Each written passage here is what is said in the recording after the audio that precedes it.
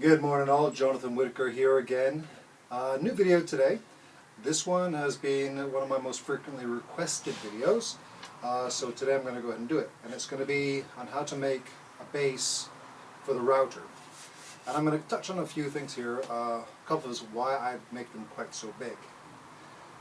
So, first thing, I use a DeWalt G262 trim router, and I've put the small factory base back on it so you can see.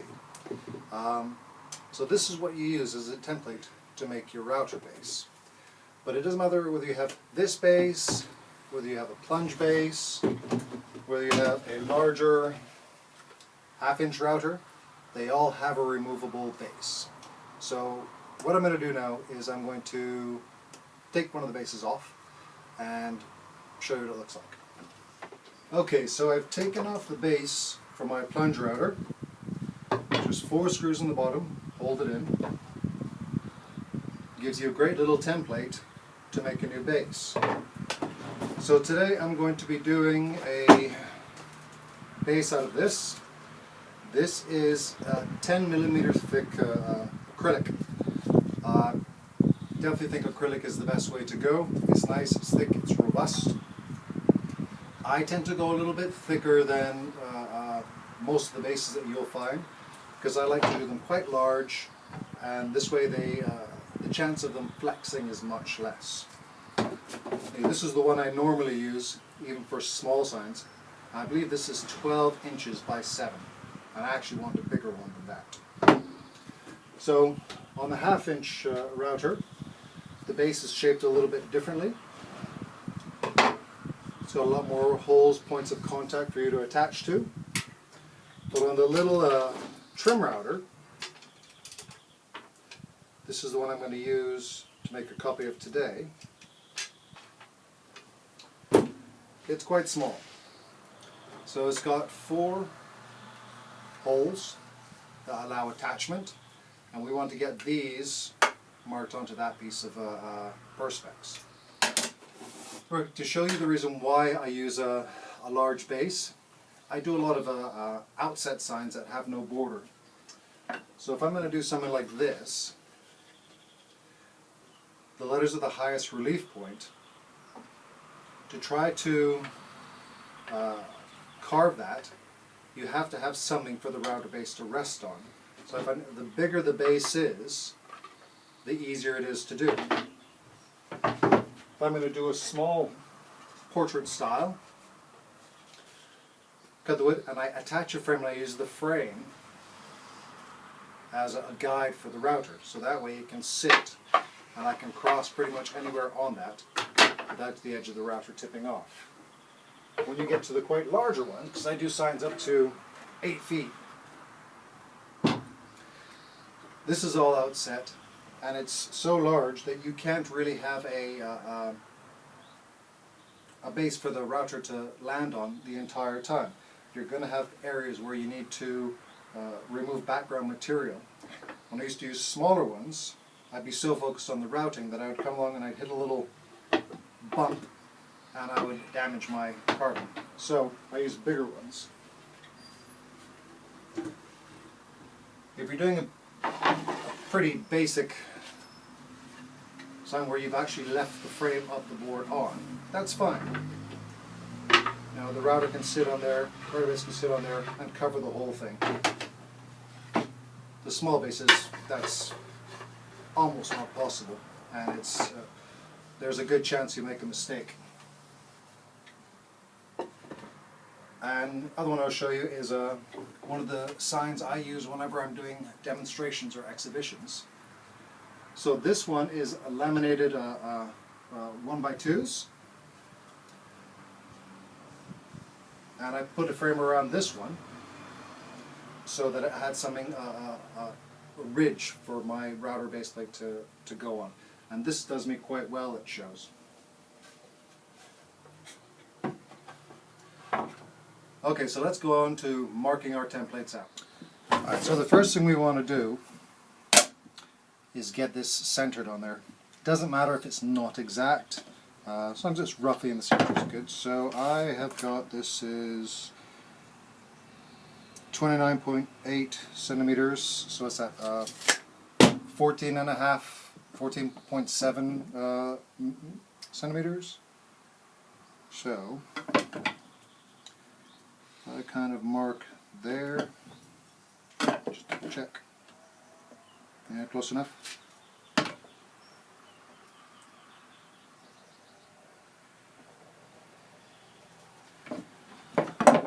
So now I have a center line.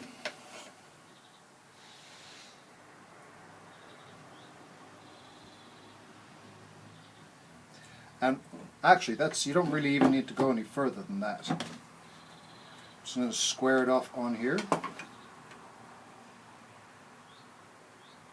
Now I'm just centering this on my line by eye.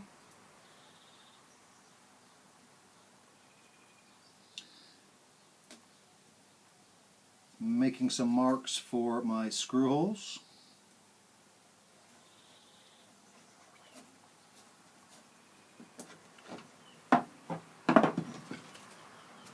And we're good. All right, see my 4 screw holes, and that's the center hole for the router bit when it comes through. Now on this one, my router hole is quite large. I'll probably match that on there. When you're doing, I don't do cutouts in the board. I find it doesn't build up that much in the center to really need it, but it does help if you give it a little bit of space. Alright, so now I'm going to measure the screws and we can start drilling our pilot holes.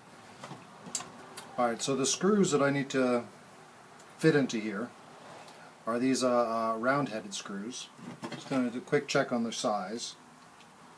So they are a 4mm diameter, and I'm going to have to countersink the head. That is about 3mm. So I don't have a Forstner bit quite small enough. So what I will do is I'm just going to use a regular drill bit to make a 3/8 countersink. Probably just use my 10mm. So the screw heads can sit in below the surface. This is also another reason why I like to have a thicker board, because if you use a 5mm or an 8mm and you have to countersink in 4mm of that, you don't have very much left. It's actually the screws holding on to. Okay, another quick tip. If you don't trust your markings, what you can do is you can attach the base plate with some sticky tape. Just get some double-sided sticky, which is what I think I'm going to do.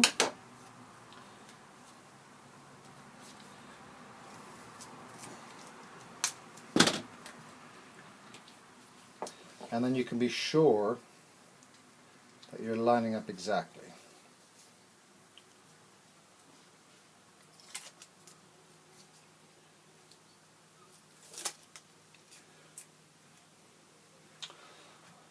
Alright, so I have my center hole. Before I actually attach that, try to get that nice and square on there.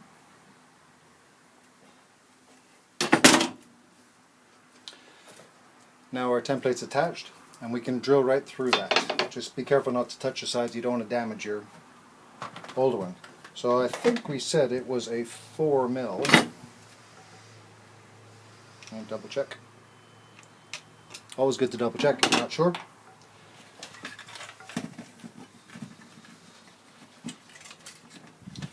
My 4mm drill bit.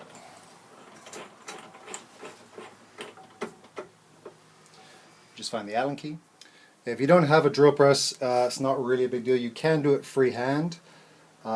Just be careful and get your screw slots as vertical as possible. If you can't get them quite vertical, just go up to a slightly bigger size. It gives your screw a little bit of room to wiggle around. Alright, here we go.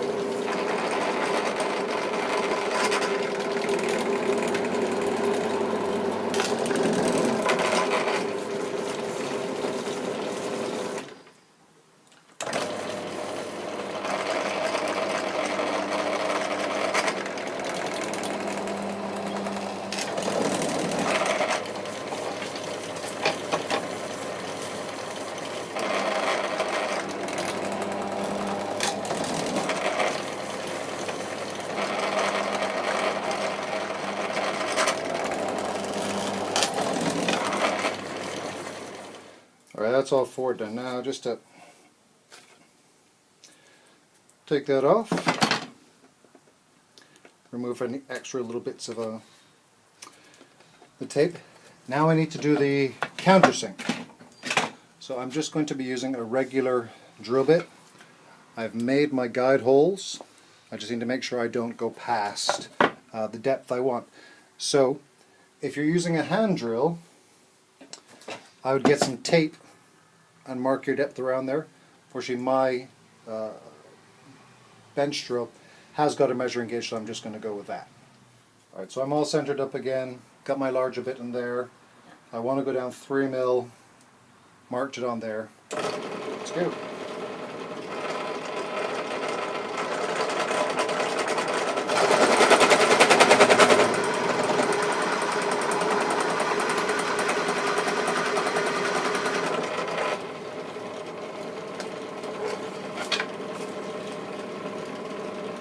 Okay, that's my 3 mil, and I'm just going to double check. Now it's still just slightly proud, so I'm going to go down.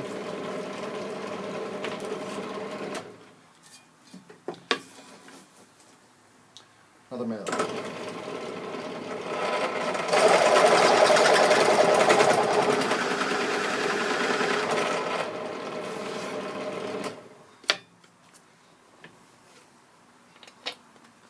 Okay, yep, we're nice and recessed under the top.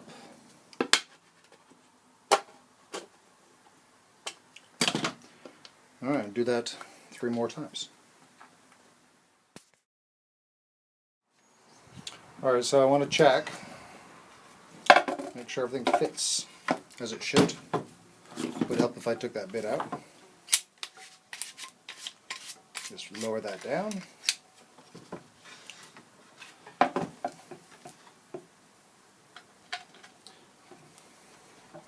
The problem with still having the backing on is I can't see.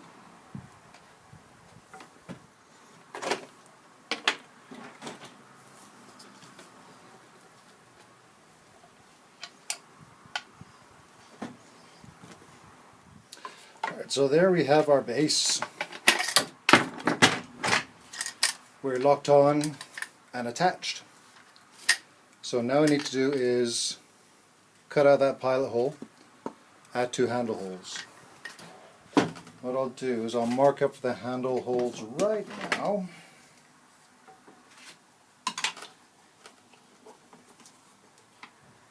So that's 210, so 105.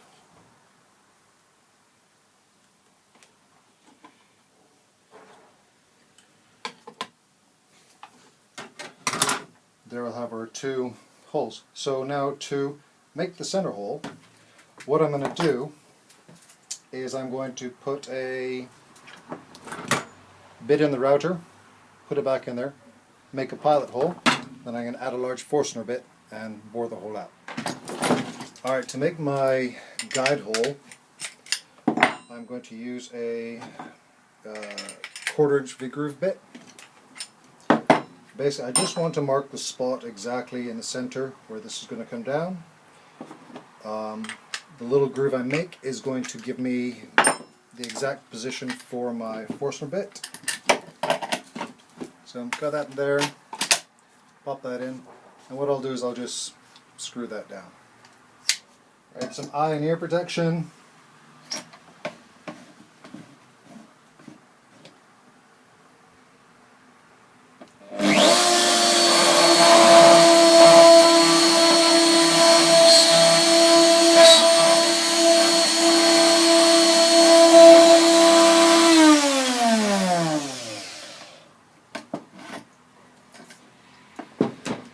So if you can see that, it's made my perfect guide hole for my drill press. Alright, slight change of plan. I did mention I want the hole bigger, so instead of using a Forstner bit, I'm going to use a hole cutter. Pretty much use whatever you have lying around. That would be Harry saying hi. Okay, real quick safety tip. If you're going to be using a hole saw and square edge on a pillow drill, clamp this down somehow. this can grab and send that spinning around, and it can give you a good pinch and potentially destroy the work you've been doing. Is that going to work? I have to tilt this a little bit. Now having the pole there is going to help, but I just want to be a little bit more secure. Alright, we're good. Okay. Let's give it a shot.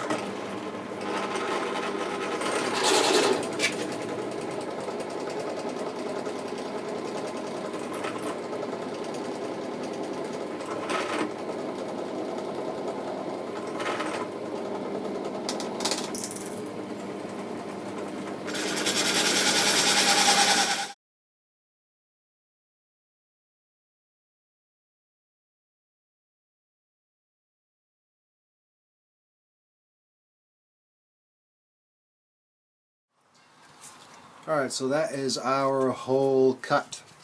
What I'm going to do now is I'm going to take the Dremel and some sentiments. I'm just going to give that a little bit of a chamfer, and I might take the corners off just so they don't catch. And then I'll give everything a bit of a bevel, so that way when you are moving it around the edges don't catch in anything. It's more of a rounded shape. Alright, dust mask on for this one. Don't want to breathe any of this. So you have to make sure you do the bottom where it's actually going to sit.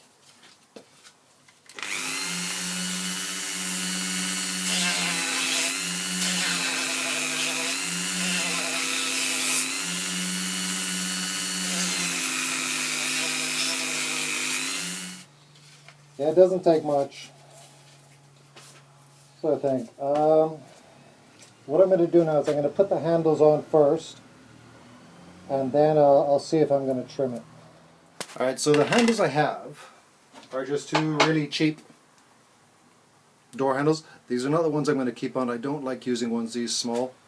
Find if you are gripping this tightly, after all, my hands start to ache. You might be better.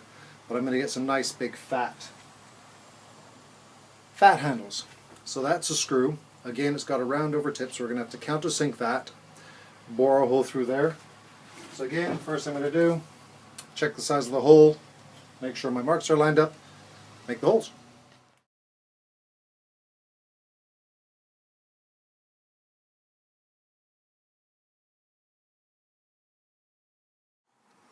Alright, so there we have our little handles. Like I said, I say they're really small. I want something up here. And I think I am going to cut the corners off. I'm going to use my bandsaw just to give them a trim.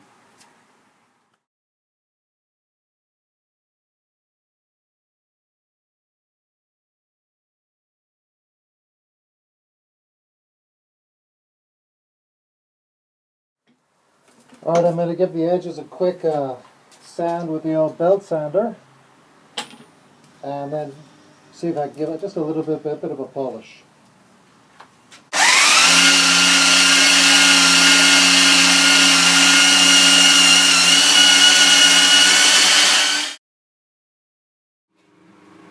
Okay, so that's it, and it's all polished up. See, the edges come out really nicely. I used my drill press to sand it up to a 3000 grit, and then I used white and then green compound, green and then white compound to really give that polished edge. So now it's time to assemble it, and we're all done. Okay, so that didn't take very much time. I would say the longest part of that is probably the polishing of the edge, which is completely unnecessary. I just decided to do it. You could probably make one of these up yourself in, if you have a drill press, 20 minutes, half an hour. And like I said, this will work on any this technique will work on any kind of router, whether you have a Katsu or Hitachi or Trend, or doesn't matter what it is. The process is the same. You get the base off, use it as a template, and you are set to go. And you can use one base plate to fit multiple routers if you so choose. So the other thing I need to do now is make up some decent handles for this thing, because like I said, I don't like these little ones. I find that after a while they do hurt your hands. As for the acrylic, I got this off of eBay. I think it was only £8, so it's you add in some 1 or 2 pound handles. You make your own router base plate for about £10, say $10–15.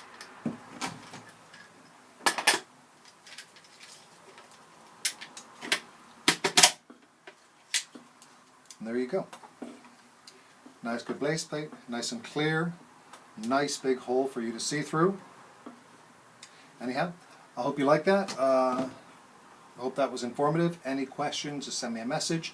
If you don't want to make your own and you want to just purchase one, check out Dave and Eric on Make a Wood Sign. They do sell custom ones specifically to fit your type of router.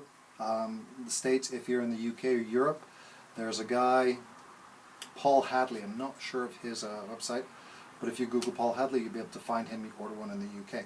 Anyhow, thanks for watching, and see you next time.